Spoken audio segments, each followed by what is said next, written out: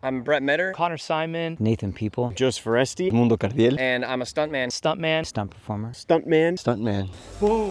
That takes you back. Meet the fighters, flippers, and flyers behind some of Hollywood's most famous faces. Some of the cool credits that I've had is like Marvel Shang-Chi. I've worked on Star Trek Picard. I've worked on The Rookie. The Rookie. The Rookie, 911, High Potential. Penny Dreadful. Call of Duty. SEAL Team. Call of Duty Black Ops 6, 7, Modern Warfare. Wonder Man. Westworld. The MJ Tribute Show. 1923. SWAT. SWAT. The Accountant 2. Accountant 2. And those are just the projects they're allowed to talk about. Right now I'm working on a big film in India. Can't really disclose much about the project, but I've flown out 4 different times. I just flew back, and I'm actually flying out tomorrow to go back there to work for another 5 or 6 weeks. So how the heck does someone even get into that? I think most people get into stunts by just falling into it.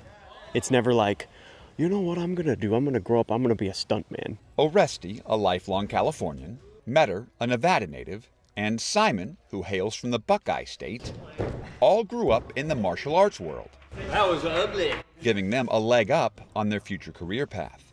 I was just a little daredevil kid. I probably had stitches 12 times before I was 10 years old, you know. I knocked out my teeth when I was 8 or 9, knocked them out again, and and I just lived for being outside. So I started with martial arts like Taekwondo. I was obsessed with Ninja Turtles when I was a little kid, and I wanted to be in martial arts. And I fell in love with film. I fell in love with film and characters like Jim Carrey and Jackie Chan and things like that. And I loved the idea of portraying a really cool character and creating really cool action and playing different people and making people laugh. So film was always kind of the dream. Well, hello there. No point. Crazy. Cardiel, who's training to become a pilot, and People, who has a bachelor's degree in aerospace engineering, found their way into the stunt world from a different type of fancy footwork. Yeah, Nathan. He's actually my roommate, a longtime friend. Met him dancing, actually. I was living in New Mexico, and he was competing on a team in Florida, and we met at a competition representing our teams. Yeah, life could have looked very different. I would not be where I am right now had some little events happen just a little differently. But it's not just the day job that ties this quintet together. It's also the passion for another type of high flying, disc golf. Just the perfect flight. You know, you throw a disc and it does exactly what you hope for it to do, and seeing it soar through the air and turn one way and twist the other way and settle right into the basket is such a invigorating feeling. It's so relaxing, it's fun, and also the challenge concept of disc golf, it's because at the end of the day, it's still golf, it's very challenging, there's so many variables, and it's like, it's the perfect game of imperfection. We're out there in the fairway, somewhere. While it's all fun and games, it's one of those things that still tests you. You're having a great time, but you want to be good at this thing because it's so much fun, right? It's either super hot or freezing cold. It really just makes you feel calm.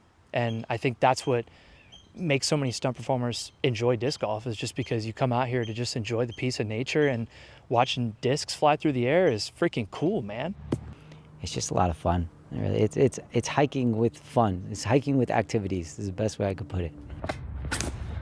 That's the line, baby. The guys say that walk in the park is the perfect prescription for such a pressure-filled profession. It's intense in the stunt world. 3, 2, 1, go!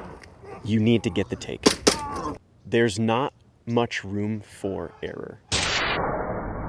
Going from that to being out here is like a vacation.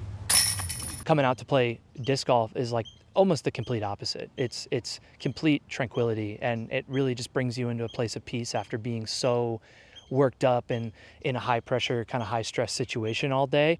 Again, how the heck does someone even get into that? Oh my God, it's actually perfect. Joseph Oreste, he is kind of the glue to this little pod here in terms of the disc golf anyway. Oh, yeah. I would say back when I was a teenager, I went off to a summer camp, and they had a disc golf course.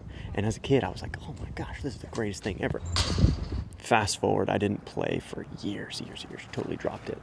And then pandemic, COVID-19, I find myself outside. I said, oh yeah, that one frisbee golf thing, that's still around. Let me try that. That gets me outside doing stuff. And since then, I have not put down the disc. I think he got like Nathan and Brett out on the course early on, and then eventually I tagged along once, fell in love right away. Get around. Yes. Obviously, the industry was really in a rough time during COVID, and I really had to kind of make myself busy. Right away, you go to Big Five or wherever you can, get your first bag, your first starter kit of discs and stuff, and the rest was history. I'm a COVID baby, so started playing during COVID. Got to experience all kinds of cool things because nobody was out, and then the world opened up and everything went to. At first blush, disc golf may not seem to have much in common with the intense activities required of a professional stuntman. But Oreste says that his spinning skills directly translate.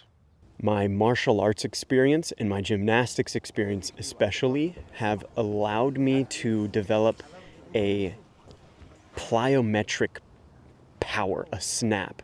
It's allowed me to have an awareness in my feet, in my grounding, through my hips.